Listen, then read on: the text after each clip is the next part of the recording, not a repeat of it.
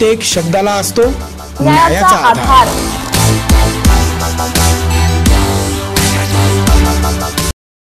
न्याय म्हणजे सत्याचा विजय। पण सत्य शोधायचं कसं? न्यायासाठीचा प्रवास सोपा आहे का? तुमच्या हक्कांची संपूर्ण माहिती आहे का? कायद्याचे गूढ उलगडणार, सत्य समजावून सांगणार तज्ञ वकील।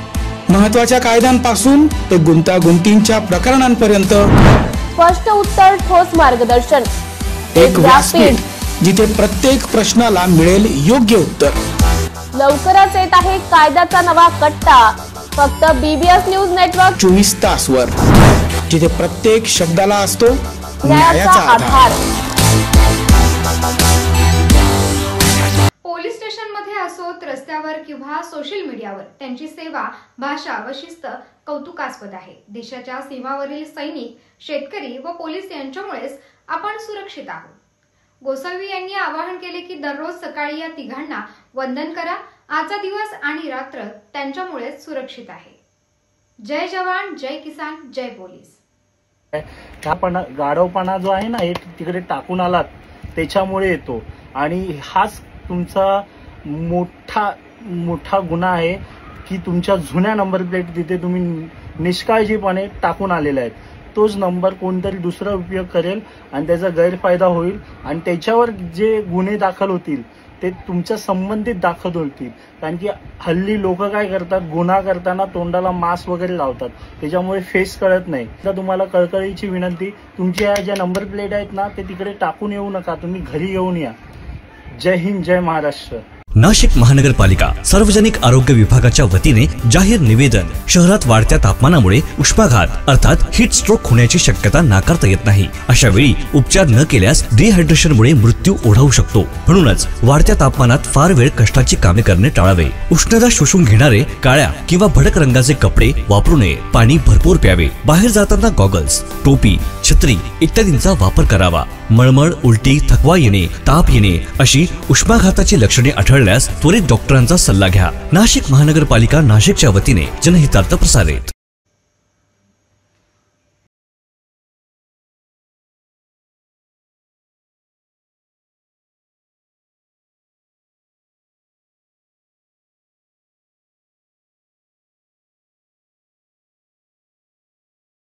नाशिक महानगरपालिका सार्वजनिक आरोग्य विभागाच्या वतीने जाहीर निवेदन। शहरात वाढत्या तापमानामुळे उष्माघात अर्थात हीट स्ट्रोक होण्याची शक्यता नाकारता येत नाही। अशा वेळी उपचार न केल्यास डिहायड्रेशनमुळे मृत्यू ओढावू शकतो। म्हणूनच वाढत्या तापमानात फार वेळ कष्टाची कामे करणे टाळावे। उष्णता शोषून घेणारे काळ्या किंवा भडक रंगाचे कपडे वापरू नये। पाणी भरपूर प्यावे। बाहेर जाताना गॉगल्स, टोपी, छत्री इत्यादींचा वापर करावा। मळमळ, उलटी, थकवा येणे, ताप येणे अशी उष्माघाताची लक्षणे आढळल्यास त्वरित डॉक्टरांचा सल्ला घ्या। नाशिक महानगरपालिका नाशिकच्या वतीने जनहितार्थ प्रसारित। मंत्री शंभूराजे देसाई साई चरणी लीन। पर्यटन मंत्री शंभूराजे देसाई यांनी श्री साईबाबांच्या समाधीचे दर्शन घेतले। यावेळी आमदार अमोल खताळ, आमदार विठ्ठलराव लंघे आदी उपस्थित होते। दर्शनानंतर श्री साईबाबा संस्थानच्या वतीने मुख्य कार्यकारी अधिकारी गोरक्ष गाडीलकर यांनी त्यांचा सत्कार केला। नाशिक महानगरपालिका सार्वजनिक आरोग्य विभागाच्या वतीने जाहीर निवेदन। शहरात वाढत्या तापमानामुळे उष्माघात अर्थात हीट स्ट्रोक होण्याची शक्यता नाकारता येत नाही। अशा वेळी उपचार न केल्यास डिहायड्रेशनमुळे मृत्यू ओढावू शकतो। म्हणूनच वाढत्या तापमानात फार वेळ कष्टाची कामे करणे टाळावे। उष्णता शोषून घेणारे काळ्या किंवा भडक रंगाचे कपडे वापरू नये। पाणी भरपूर प्यावे। बाहेर जाताना गॉगल्स, टोपी, छत्री इत्यादींचा वापर करावा। मळमळ, उलटी, थकवा येणे, ताप येणे अशी उष्माघाताची लक्षणे आढळल्यास त्वरित डॉक्टरांचा सल्ला घ्या। नाशिक महानगरपालिका नाशिकच्या वतीने जनहितार्थ प्रसारित। केले निलंबित।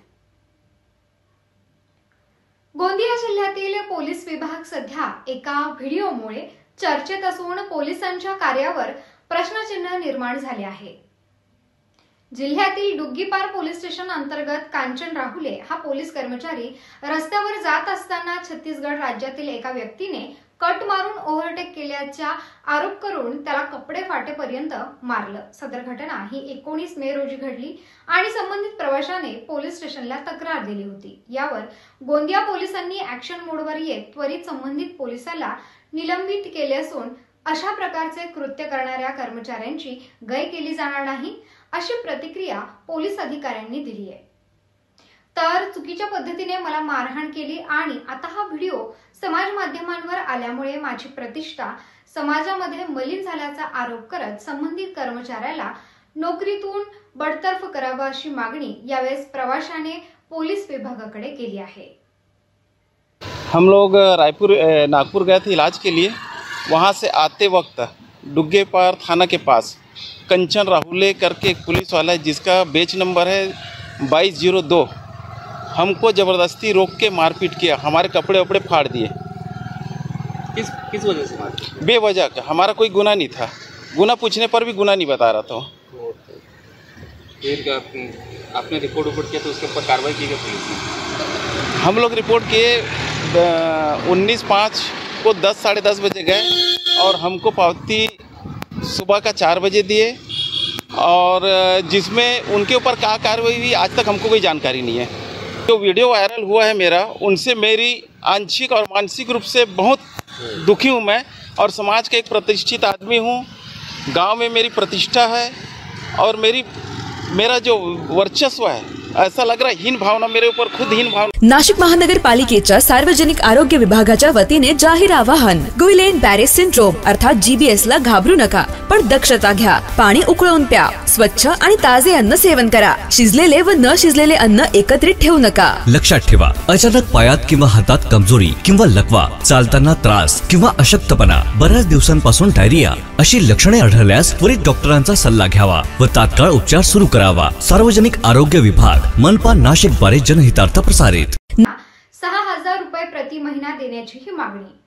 आमच्या मागण्या मान्य करा, अन्यथा माझ्या अंत्ययात्रेसाठी तयार रहा, असंही बच्चू कडूंनी सरकारला इशारा दिला आहे.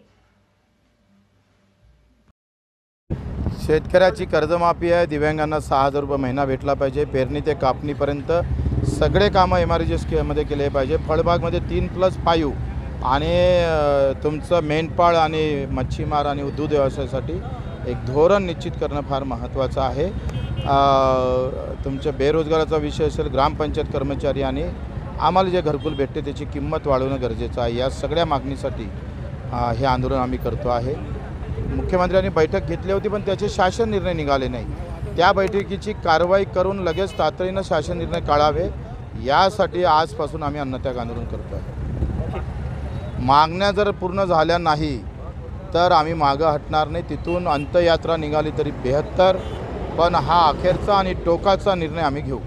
नाशिक महानगरपालिकेच्या सार्वजनिक आरोग्य विभागाच्या वतीने जाहीर आवाहन. गुइलेन बॅरे सिंड्रोम अर्थात GBS ला घाबरू नका, पण दक्षता घ्या. पाणी उकळून प्या. स्वच्छ आणि ताजे अन्न सेवन करा. शिजलेले व न शिजलेले अन्न एकत्रित ठेवू नका. लक्षात ठेवा, अचानक पायात किंवा हातात कमजोरी किंवा लकवा, चालताना त्रास किंवा अशक्तपणा, बऱ्याच दिवसांपासून डायरिया अशी लक्षणे आढळल्यास त्वरित डॉक्टरांचा सल्ला घ्यावा व तात्काळ उपचार सुरू करावा. सार्वजनिक आरोग्य विभाग, मनपा नाशिक द्वारे जनहितार्थ प्रसारित. गंगापूर तालुक्यातील दहेगाव येथील कृषी केंद्रास विरोधी पक्षनेते अंबादास दानवे यांनी भेट दिली.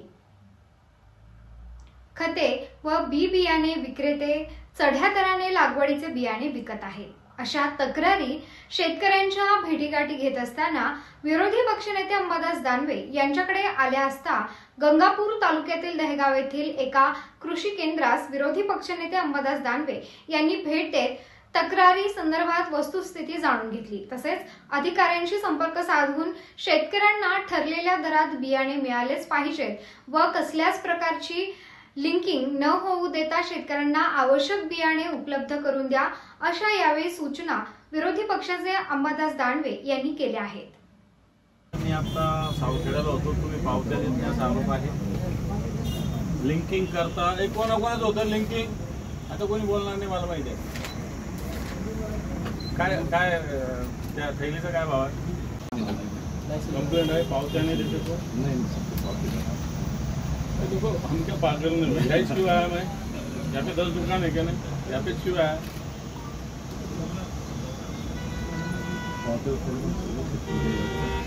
रेट लिस्ट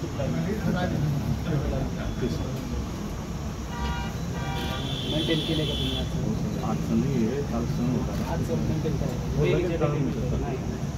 डेली करू सर, पण काल डेलीच मीटिंग असेल. स्टॉप देत बघा.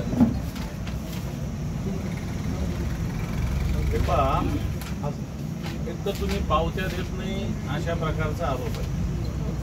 हे व्हिडिओ करायचे, कारण नाही तर आपण दुसरं काही बोललो असं व्हायचं.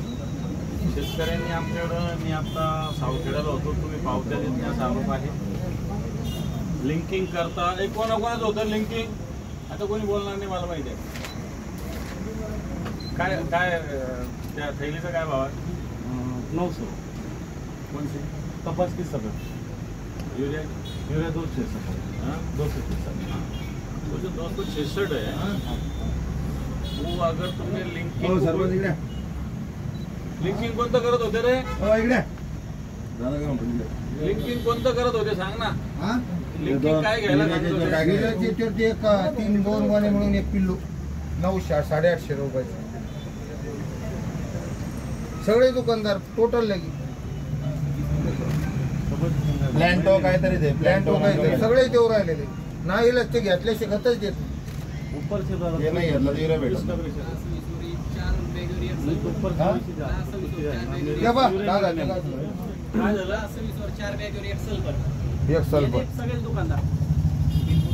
व्याजार करून टाकले खताच्या बाहेर.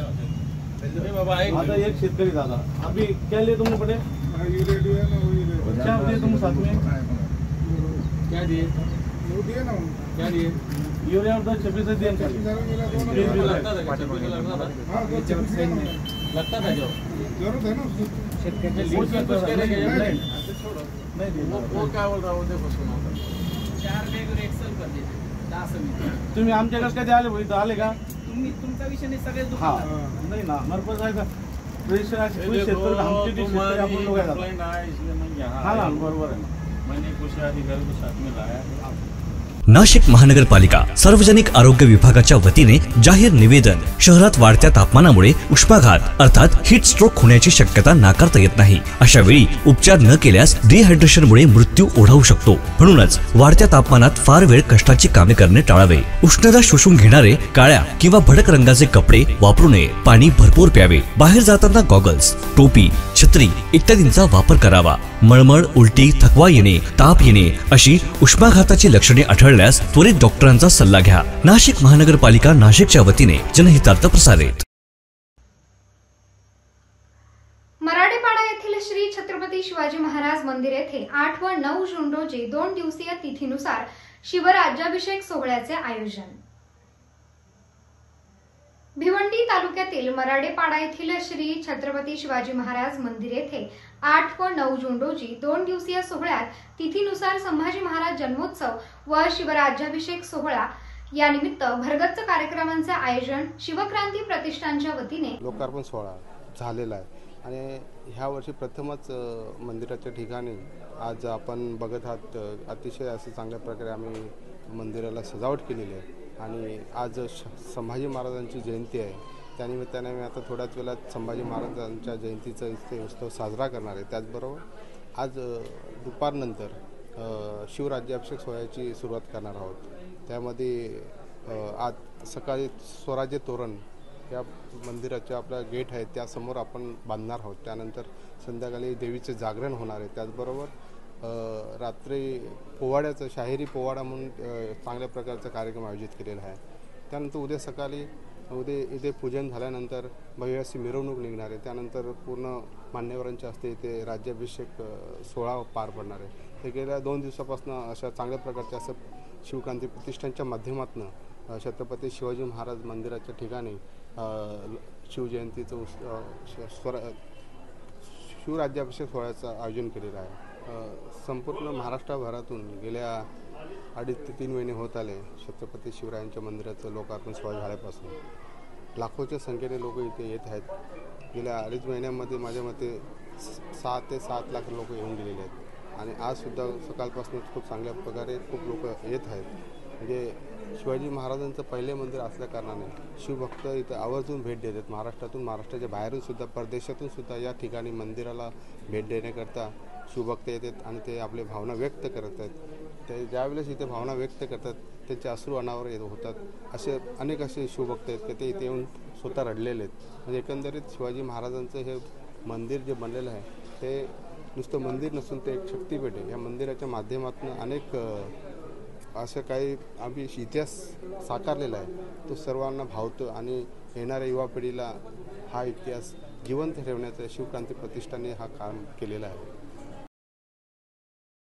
आरोग्य विभागाच्या वतीने जाहीर आवाहन. गुइलेन बॅरे सिंड्रोम अर्थात GBS ला घाबरू नका, पण दक्षता घ्या. पाणी उकळून प्या. स्वच्छ आणि ताजे अन्न सेवन करा. शिजलेले व न शिजलेले अन्न एकत्रित ठेवू नका. लक्षात ठेवा, अचानक पायात किंवा हातात कमजोरी किंवा लकवा, चालताना त्रास किंवा अशक्तपणा, बऱ्याच दिवसांपासून डायरिया अशी लक्षणे आढळल्यास त्वरित डॉक्टरांचा सल्ला घ्यावा व तात्काळ उपचार सुरू करावा. सार्वजनिक आरोग्य विभाग, मनपा, नाशिक द्वारे जनहितार्थ प्रसारित.